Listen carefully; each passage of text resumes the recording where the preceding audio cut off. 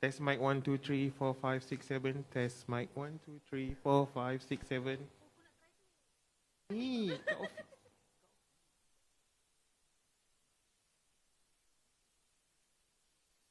Test mic 1, 2, 3, 4, 5, 6, 7.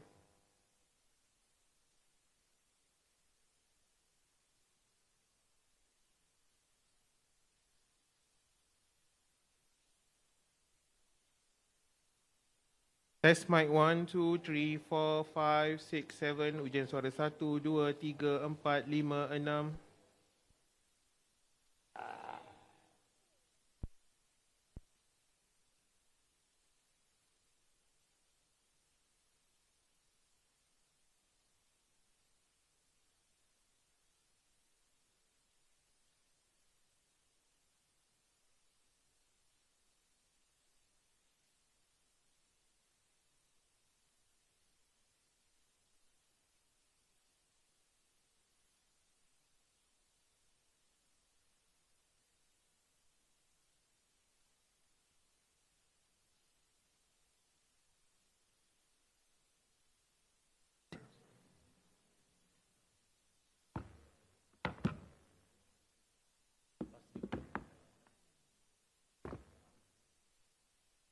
Good afternoon, ladies and gentlemen. A very warm welcome to all of you to this press conference in conjunction with the conclusion of the 57th ASEAN Economic Ministers Meeting and related meetings. We are delighted to see so many familiar faces here today. We are truly honored to have with us Yang Berhormat Senator Tengku Datuk Seri Utama Zafrul Tengku Abdul Aziz, AEM Chair, and also His Excellency Dr. Kao Kim Horn, Secretary General of ASEAN, distinguished guests, and of course our friends from the media. Thank you for joining us. To kick things off, it is my great pleasure to invite Yang Berhormat Senator Tengku Datuk Seri Utama Zafrul Tengku Abdul Aziz, AEM Chair, to deliver his remarks. Silakan. Thank you, Excellency Secretary General, Dr. Kao Kim Horn, media friends and colleagues, YB Liu Chintong, our Deputy Minister, and as well as Deputy Secretary Savinda, and the rest of the meeting team, the Secretary General, Deputy Secretary General, and all of you who are here today. As Chair of ASEAN in 2025, Malaysia is proud to have hosted the 57 ASEAN Economic Ministers and related meeting this week. We started on Monday, and today we just concluded the series of meetings. And this annual ASEAN Economic Ministers Meetup is an important platform for ASEAN economic ministers to exchange views on the regional and the global economic outlook. It's also an opportunity to discuss the progress of our PEDs, our priority economic deliverables, and key initiatives under the ASEAN Economic Community, as well as our joint initiatives with our dialogue partners. It has been a busy week for all of us, starting from the prep of the SIOMs, the preparatory done by the senior economic officials meeting, to the 57 AEM meeting itself and the related meetings. I'm pleased to share the key outcomes of our series meeting this week, and then I will invite the Secretary General of ASEAN to share his views as well. For your information, all the joint media statements also have been uploaded into ASEAN official website. This year, a few key themes dominated our discussions in both internal ASEAN meetings as well as in our consultations with ASEAN dialogue partners. These include, number one, the growing global trend of protectionism and the rise of unilateral trade measures, which pose significant risks to the multilateral rule-based trading system and the stability of global supply chains. So we underscored our shared commitment to uphold a free, fair, inclusive, rules-based and non-discriminatory multilateral trading system with WTO principles at its core. Secondly, ASEAN reaffirmed our resolve to constructively engage with all external partners to address their concerns, their legitimate concerns. ASEAN also stands ready to deepen economic cooperation that deliver mutual benefits for ASEAN and its partners. Related to this, we acknowledge the ASEAN Geo-Economic Task Force, AGTF. They made recommendations on new approaches and strategies to advance ASEAN integration amidst increasing geo-economic fragmentation. This is key to ensuring a coordinated ASEAN strategy for adapting to the evolving global geo-economic and geopolitical landscape. And thirdly, a joint session between ASEAN Economic Ministers and ASEAN Foreign Ministers will also be convened on the margins of the upcoming Leaders Summit to foster greater policy coherence and strengthen cross-pillar coordination.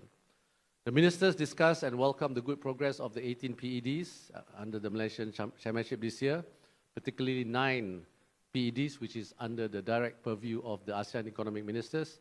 This includes the full completion of the joint declaration on economic cooperation between ASEAN and the GCC, the endorsement of the ASEAN framework for integrated semiconductor supply chain, the adoption of the report and preparing initial framework for electric vehicle battery passport in ASEAN, the finalization of the ASEAN Sustainable Investment Guideline, and in terms of trade agreements, we further welcome the conclusion and upcoming signing of the second protocol of ATIGA, our ASEAN Trade in Goods Agreement, and the ASEAN-China FTA in October 2025. Notably, we have also made good progress of ASEAN Digital Economy Framework Agreement, the DEFA. The ministers reaffirmed their commitment to the timely implementation of these PEDs as it will bring tangible benefits to business and also to people, and therefore further strengthening ASEAN's economic resilience and long-term growth. And the upgraded version of ATIGA actually marks a significant leap forward, designed to be more agile and responsive to both regional and global economic shift. And of course, the ASEAN DEFA will drive economic growth and social advancement towards an ASEAN-wide digital economy. In addition to PEDs, during the meeting, we also signed the ASEAN Framework Agreement on Competition and look forward to the completion of the signing of the 5th protocol to amend the ASEAN Comprehensive Investment Agreement as soon as possible. Next, we look forward to the historical moment where Timor-Leste will be fully admitted as the 11th member state of ASEAN at the 47th ASEAN Summit in October. In this connection, we collectively affirm support for Timor-Leste's membership into ASEAN and welcomed continued capacity-building programs to strengthen Timor-Leste readiness to meet its obligation under the ASEAN Economic Community. In furtherance to the ASEAN AEC Strategic Plan 2026 to 2030 that was adopted recently at the Leaders Summit, and we continue to chart concrete paths and action plans in implementing the plans that we have already agreed. With our external partners, we welcome the entry into force of the second protocol to amend the ASEAN Australia-New Zealand Free Trade Area for 9 parties, including Australia and New Zealand. And this milestone actually reflects our ability to modernize the agreement, ensuring that we remain relevant to evolving business realities. We also noted the steady progress of the ASEAN-Canada Free Trade Agreement in negotiation and expected to conclude substantial conclusion by end of 2026. On the review of the ASEAN-India Trade in Goods Agreement, ITIGA, which is also listed as one of Malaysia's PED, ASEAN remains committed to concluding the review by 2025, despite several challenges and criticisms, recognizing its vital role in strengthening supply chain and unlocking new opportunities. So ASEAN has put forward a balanced package in good faith, underscoring its determination to work with India towards a modern, business-friendly, and future-ready agreement. So moving forward, ASEAN maintains an optimistic outlook that through constructive engagement and mutual trust, the upgraded ASEAN-India Trade in Goods Agreement will serve as a catalyst for deeper integration. Meanwhile, the Republic of Korea will look forward to the launch of the AKFTA upgrade negotiations soon. And given the ongoing global and regional economic uncertainties, ASEAN remains proactive in diversifying and expanding our economic links and network. We have the ASEAN-GCC Economic Cooperation, for example. And we also like to put on record our appreciation to the ASEAN Business Advisory Council for the progress they made. And with WPO, WIPO, we also welcome the progress of the MOU on cooperation in specific areas. Last but not least, we express our appreciation to Economic Research Institute for ASEAN and East Asia area and OECD, UNESCAP, UNCTAD for their unwavering support to ASEAN in delivering various initiatives and capacity building progress across the ASEAN Economic Community workstream. I will now invite the Secretary General of ASEAN to share his views and to add on further updates from our meetings today. Thank you. Thank you very much. I see Tengku Datuk Seri Utama Zafrul. Tengku Abdul. Dear media friends and colleagues, ladies and gentlemen. Let me begin by thanking Minister Zafrul for your outstanding leadership during the ASEAN Economic Ministers and related ministerial meetings this week. I also would like to express our appreciation to you and your team for the kind hospitality and excellent arrangements extended to this meeting. The AEM and related meetings had provided an excellent opportunity for ASEAN Economic Minister to have a candid, frank, and productive exchange of views on the latest global and regional economic outlook, discuss the strategic policy directions and measures required to foster ASEAN economic integration and to engage with our dialogue partners, private sector, and other key stakeholders. Please allow me to add on and complement what ASEAN Minister Zafrul had just briefed you just now. It is worth highlighting that global and regional economic landscape is undergoing a transformative period characterized by the rise of protectionism and unilateralism, profound impact of digital technologies, and the accelerating green transition, bringing both unprecedented challenges and opportunities. As an integral part of global economy, ASEAN has proactively embraced the changes brought through the bold regional economic achievements. But first, I wish to highlight on the ATIGA upgrade as an important priority economic deliverables of Malaysia's ASEAN Championship this year. ASEAN Economic Ministers were pleased with the conclusion of the ATIGA upgrade negotiations in May of this year and affirmed their target to sign it at the sidelines of the 47th ASEAN Summit next month. The upgraded ATIGA represents a significant milestone in ASEAN's trade agenda, not only in boosting intra-ASEAN trade and investment, but also in consolidating ASEAN as a single market and production base. The upgraded ATIGA incorporates new elements to address emerging issues, including remanufactured goods, trade investment, trade in humanitarian crisis situations, supply chain connectivity, and a new alternative dispute resolution mechanism to enhance the resilience and future-proof of the region's trade ecosystem. Second, the substantial conclusion of the ASEAN Digital Framework Agreement, DIFA, in 2025 will be a landmark for the ASEAN economic integration. Building on the progress achieved under the Banda Seri Bigabang Roadmap and ASEAN Digital Transformation Agenda, particularly in digital payment, paperless trade, and cybersecurity, the DIFA is set to leapfrog the development of a regional digital economy.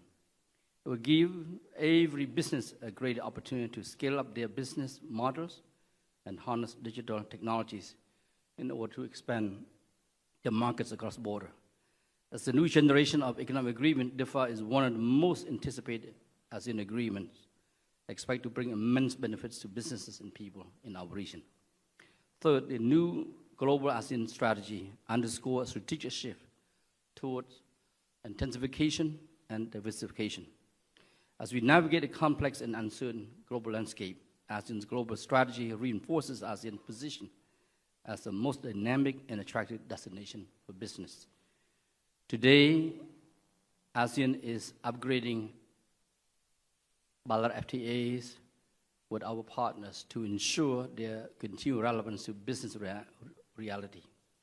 Following the successful upgrades of the ASEAN-Australia FTA in 2024 and ASEAN-China FTA 3.0 in 2025, the ASEAN-India Trade in Goods Agreement is under review, with the ASEAN-Korea FTA next in line.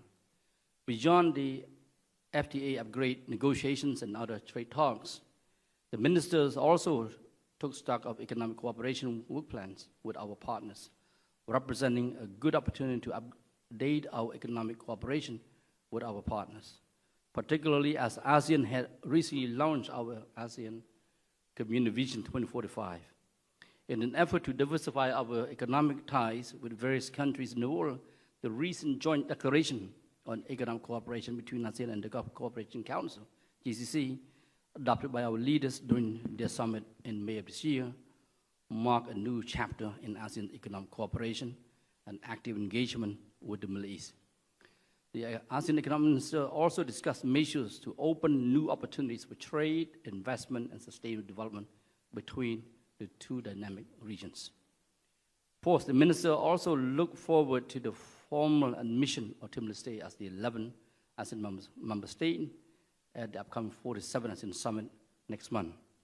We are pleased with the progress made in Timor-Leste accession to the ASEAN economic agreements.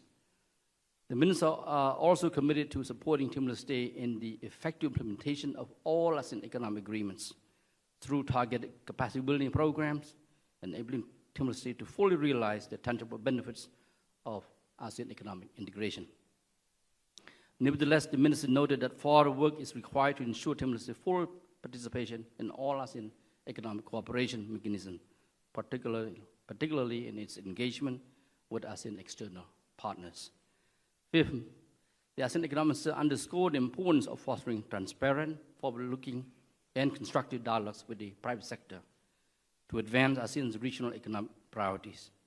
At these meetings, we also endorsed to revise rules of procedure for private sector engagement under the ASEAN Economic Community to establish a more robust structure and efficient framework for public-private collaboration. We also call on all relevant ASEAN sectoral bodies, particularly under the ASEAN Economic Community, to actively engage with the private sector, ensuring that industry insights are fully integrated into ASEAN's policy development processes. In conclusion, I would like to congratulate the Chair, Minister Zafrul, as well as the other ASEAN Economic Ministers for their productive discussion we have this week in advancing ASEAN economic integration agenda, as well as ASEAN engagement with our various partners. And I believe that Minister Zafrul's able leadership has been able to bring the 57 ASEAN Economic Minister and related meetings to a successful conclusion and to deliver many remarkable deliverables this year. So again, once again, congratulations, Your Excellency. Thank you very much, Your Excellency, Dr. Kao.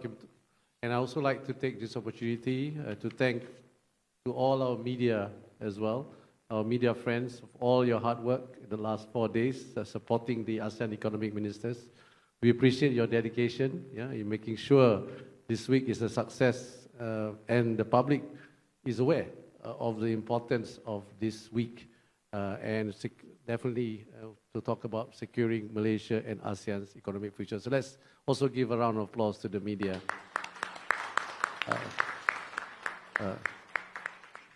Okay, so with that, we don't need to have Q&A, right? Okay, can open the floor to questions. All questions relating to ASEAN will be answered by Secretary General. Hello, Dr. Sri. Yeah. And from Bernama. Memandangkan ASEAN Secretariat dah ada di Singapura, dah ada di Indonesia, manakala APEC Secretariat dah ada di Singapura, mungkin ada cadangan untuk wujudkan RCEP Secretariat di KL? Tidak ada lagi cadangan mengenai mana pejabat RCEP. In fact, dalam perbincangan RCEP tidak ada lagi dalam agenda. Jadi ini masih lagi peringkat belum lagi naik ke peringkat menteri lah. So kita biar senior officials berbincang dulu mengenai ini. Sekarang ini dia di bawah ASEAN Secretariat yang membantu. Two questions. First, also about RCEP. I hope to know that what's the conclusion of the RCEP future development in this meeting? And Hong Kong, China has formally submitted an application to join RCEP January this year. So what's the current progress for the application? And the second question is regarding the tariff issue. Is there any progress has been achieved in talks with the USTR? Thank you. I'll answer the second one first. There was no discussion on tariff with USTR, so that issue was never discussed. We talked about collaboration, cooperation of trade and economy, especially, of course, including investment between US and ASEAN. And on RCEP Hong Kong China, at RCEP Ministers Meeting, we discussed about the way forward, preparation for the RCEP Leaders Meeting. RCEP Ministers came out with few ideas and few proposals that will be included in the agenda when the RCEP leaders meeting, including the accession of 4 countries. So that will be, again, be deliberated and discussed during the RCEP leaders meeting in the end of October.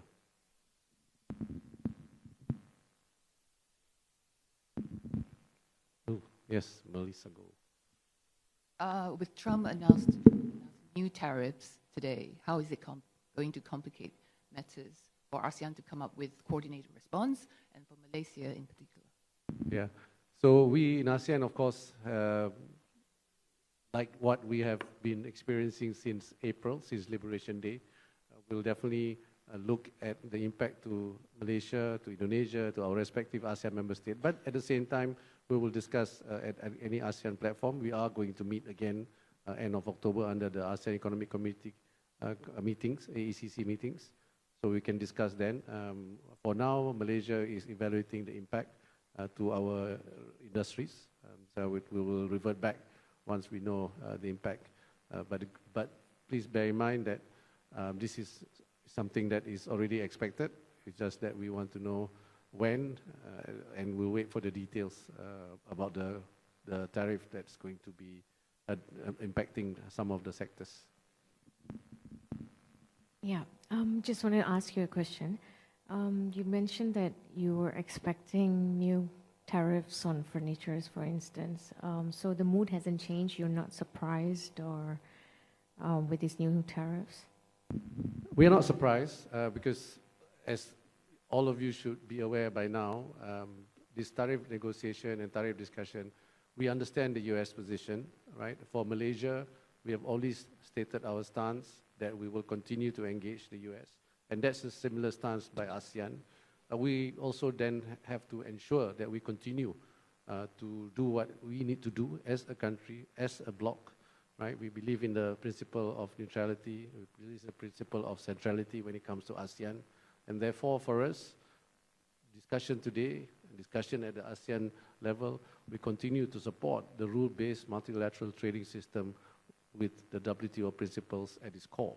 So for us, US have their right to do what they need to do, but for us, we should continue to support multilateralism and continue to diversify, strengthen our companies, and we cannot be too focused on just a decision by the US or any other country for that matter. Can we have one last question, please? Hi, Dr. Sri, Anas from Bernama. So you mentioned just now ASEAN foreign ministers and economic minister will meet. So do you have definitive dates prior to the summit in October? Thank you. Yes, we have a definitive date, but I can't remember the date. 25th, okay. The ASEAN Secretary reminded me, it's on the 25th of October. This is the first time we'll have a joint meeting, and the ASEAN Geo-Economic Task Force will be presenting to both the foreign and economic ministers. All right, I think that's about it. Thank you once again, Yang Berhormat Senator Tengku Datuk Seri Utama Zafrul Tengku Abdul Aziz, His Excellency Dr. Kau Kim Hoon, and all our media friends for being with us today. We truly appreciate your support and coverage. And on that note, we look forward to welcoming all of you again at the ASEAN Summit next month. And with that, ladies and gentlemen, we officially conclude today's press conference. Thank you, travel safe, and see you at the ASEAN Summit.